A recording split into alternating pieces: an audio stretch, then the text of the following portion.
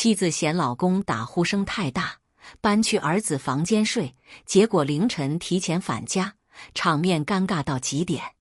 昨晚又被吵醒了，王建军那呼噜声像拖拉机发动，轰隆隆响了一整夜。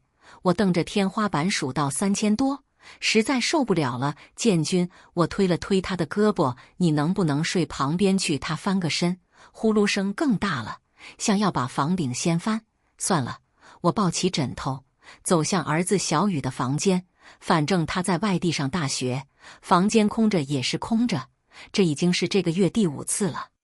结婚20年，我的睡眠是1年比1年差。躺在小雨的单人床上，闻着淡淡的书香味，心里突然涌起一阵说不出的委屈。什么时候开始，我们连个安稳觉都睡不了了？第2天早上，王建军已经去上班了，餐桌上放着他吃剩的包子，还有几粒掉在桌上的芝麻。我收拾碗筷时，手机响了，是闺蜜小丽打来的。姐们，昨晚又被吵醒了吧？她笑着说，我听我们家老张说，你们家王建军昨天晚上11点多还在楼下跟人打电话呢。我愣了一下，他明明9点就上床了啊，可能是工作上的事，我随口应付着，心里却有点不安。挂了电话，我想起昨晚搬到小雨房间前，确实看见王建军躺在床上玩手机，当时还以为他在看新闻。算了，可能真是工作上的事，他最近项目挺忙的。接连3天，我都睡在小雨房间，王建军倒是没说什么。每天早上照样去上班，晚上照样9点上床。第4天晚上，我正在厨房洗碗，听见卧室里传来他的声音。他站在门口说项目有点急，可能要熬到很晚行。我头也不抬，那我还睡小雨房间？他的眼神闪烁了一下，你睡哪都行。第2天晚上，王建军果然没回来。我一个人吃完晚饭，看了会电视，就去小雨房间睡了。半夜2点多，我突然被尿憋醒，起来上厕所时，发现客厅的灯还亮着。奇怪，我明明关了灯的。走到客厅一看，一个是王建军常用的茶杯，另一个是我很少用的玻璃杯，杯子里还有没喝完的茶，茶水还是温的。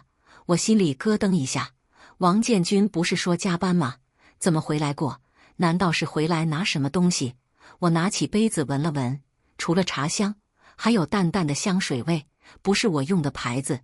心跳突然快起来，手里的杯子差点掉在地上。冷静，可能是他同事来坐了坐，喝杯茶就走了。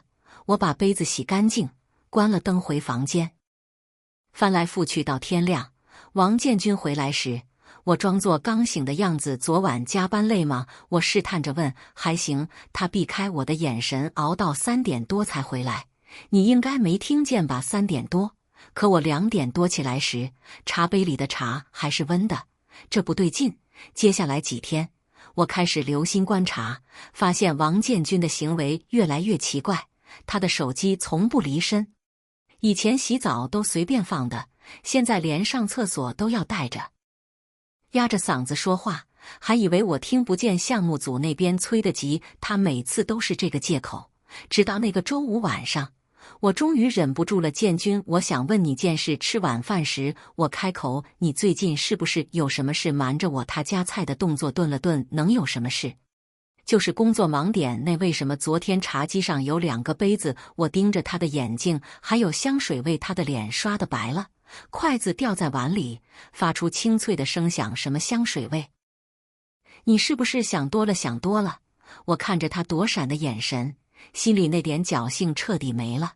当天晚上，王建军又说要加班，临走前还特意叮嘱你早点睡，别等我。我点点头，目送他下楼。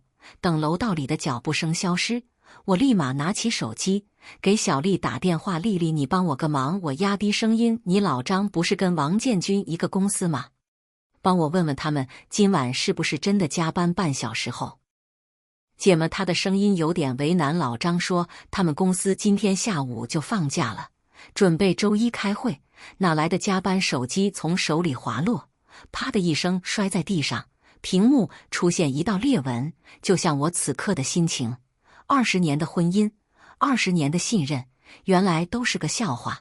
我瘫坐在沙发上，眼泪止不住往下掉，哭了不知道多久。我突然站起来，拿起钥匙就往外走，我要去看看他到底在哪里加班。热情地打招呼：“嫂子这么晚出去啊？”“去买点东西。”我勉强笑了笑。刚才王工也出去了。老李随口说道，还开着车，副驾驶坐了个女的，挺年轻的样子。我的脚步顿住了。什么时候？就10分钟前吧。老李看了看表，往东边开的。东边那个方向只有一个地方，王建军的一个朋友在那里开了家茶楼。我打了辆车，报了茶楼的地址。20分钟就到了，茶楼门口停着王建军的车，车牌号我认得清清楚楚。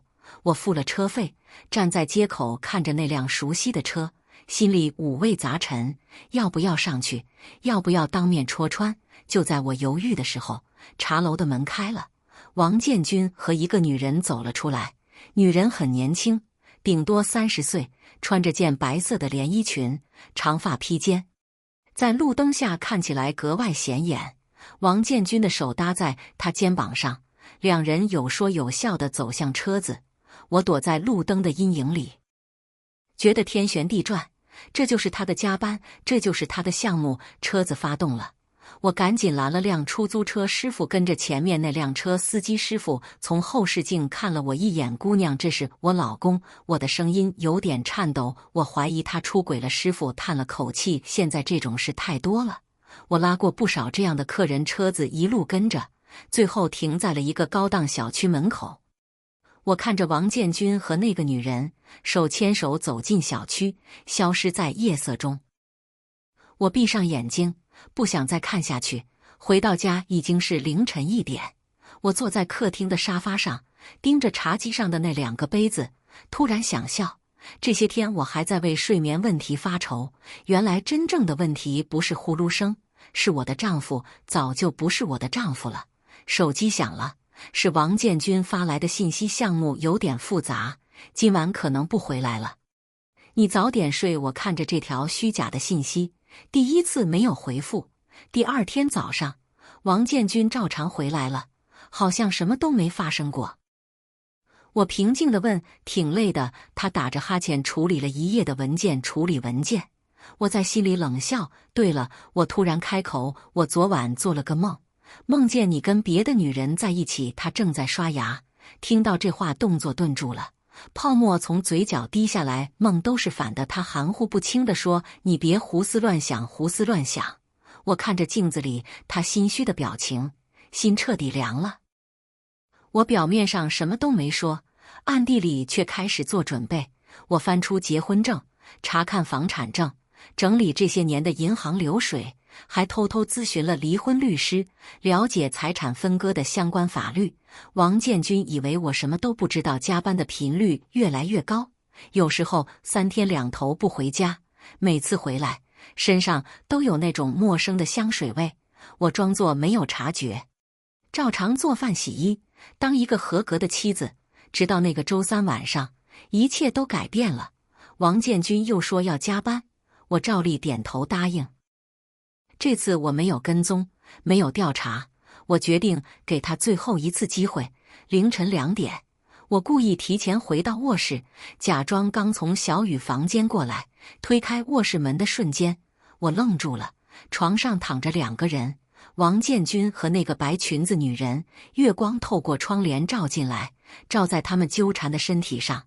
那一刻，我觉得自己像个小丑，站在自己家的卧室门口，看着自己的丈夫和别的女人。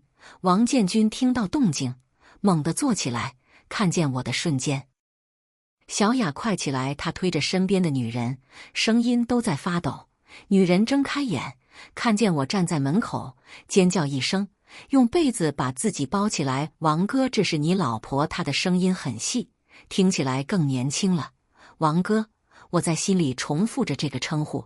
原来他叫他王哥。林月，你听我解释。王建军从床上跳下来，慌忙穿衣服。事情不是你想的那样，不是我想的那样。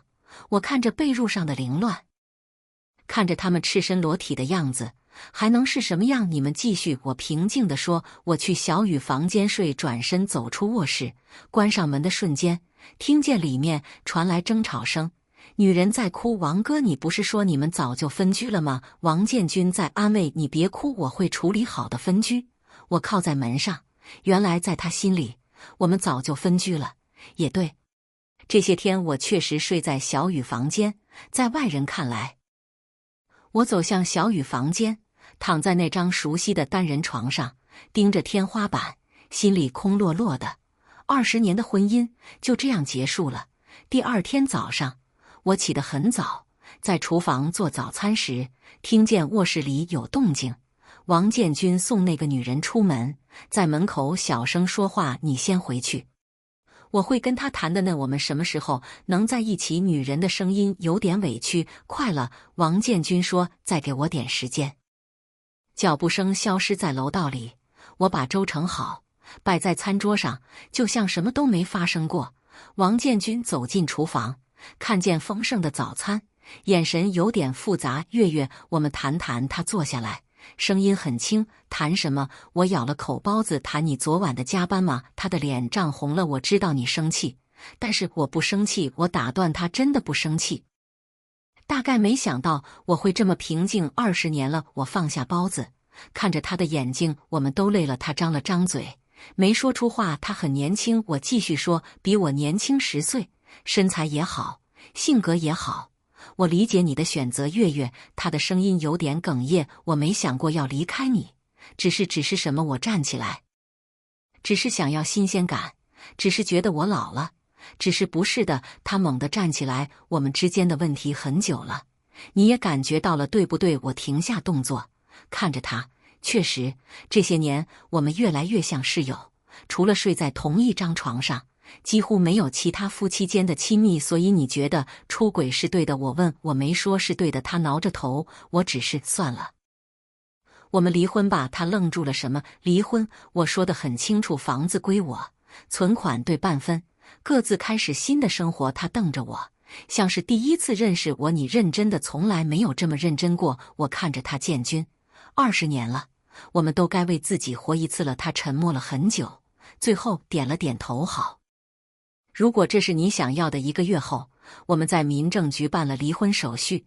走出民政局，秋风卷着落叶在脚边打转，我拿着绿色的离婚证，突然觉得很轻松。以后有什么事可以给我打电话。王建军站在台阶上说，不会有什么事的。我头也不回地走向路口，身后传来他的叹息声。